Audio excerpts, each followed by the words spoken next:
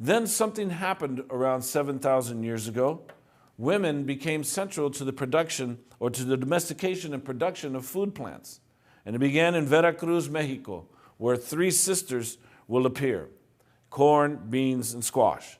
And so an agricultural revolution occurred through the creation of surplus food production. And this agricultural revolution is going to spread north and south from central Mexico. And with surplus food, people are going to be liberated to pursue other activities. While women became agriculturalists, pottery makers, and agents of trade, men went up into the mountains and began gazing at the stars. As they descended, they began to apply their knowledge to their horticultural techniques. Stargazing led to the development of mathematics and science. And the society that became important in the quest for an expansion of knowledge is the Olmec culture that's developed in Veracruz. The Olmecs created a sophisticated calendar system to chart the cycles of the moon. So if we can put in the agricultural revolution around 7,000 before the Common Era, the Olmecs are the benchmark. The Olmecs came to establish a calendar year of 18 months with 20 to 22 days per month. And corn is diffused to all parts of the Western Hemisphere. Meanwhile, hundreds of varieties of domesticated plant potatoes form the basis of subsistence of the Andes Mountains of South America.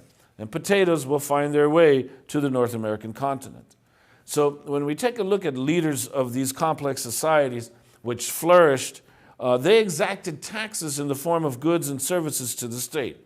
They recruited labor forces to build irrigation canals and dig ditches. And these activities in turn brought more and more land under cultivation to feed ever-growing populations that could build monumental architecture. Monuments were constructed precisely to study the universe. And these monuments were educational centers designed to bring the knowledge of the world into codices. And the people created encyclopedias to document human relations with the earth. They created encyclopedias to document human relationships with the universe. People created many civilizations. And there are examples of numerous civilizations from Mexico to Nicaragua that were expanding and contracting in the areas archaeologists call Meso-America. Now, the Mayan culture is the most famous and has been getting tremendous amount of attention simply because of its calendar system. But in the classic period, the era identified as 1 to 1000 AD by archaeologists, cities become centers of trade, and they developed into very powerful territorial states. And the cities epitomized the high cultural achievements of these societies. So let's take a look at cities in long-distance trade and put that down on the bottom, because in what is known as the classic period from 1 to 1000 AD, pyramids, temples, and other monumental architecture are going to be built on an unprecedented scale and in much greater numbers than before along the Mississippi and the Ohio rivers.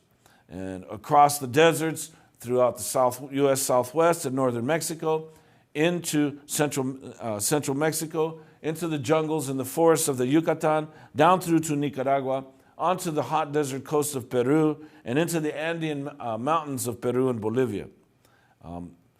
What's most important are these societies that concern themselves with regards to surplus food production. They created numerous activities and created urban markets. So one of the things that's important with regards to appreciating these cities, these societies, and what they concern for us in this course is that they developed in North America along with Central and South America. And so when we go along the Mississippi and the Ohio rivers and into the deserts of the United States Southwest, we find the rise of cities and long-distance trade. So we could put cities and long-distance trade, and let's appreciate something about the different cultural attributes of these societies. So let's move to the North American continent, and let's understand the Mississippian culture. So crew, if you could put Mississippian civilizations, and let's appreciate something about the Mississippian tradition. And when we go along the Mississippi, the people of Middle North America create unique societies that flourished in the Ohio, Kentucky area and between 800 BC to about 600 AD. And these societies are known as the Adena, Hopewell, Mississippian cultures. But these cultures created a series of variations on the same basic cultural tradition. But each civilization has their own historical creation. They just borrowed from each other's tradition. And so let's take a look at how these societies are very important. First, there's this one place called Cahokia. Between 800 and 1,000 these societies experienced increases in population, the appearance of a ranked social organization, the establishment of corn as a major component in the diet, and intra and extra-regional trade. These peoples, first there is what is known as Cahokia, which is today present-day St. Louis.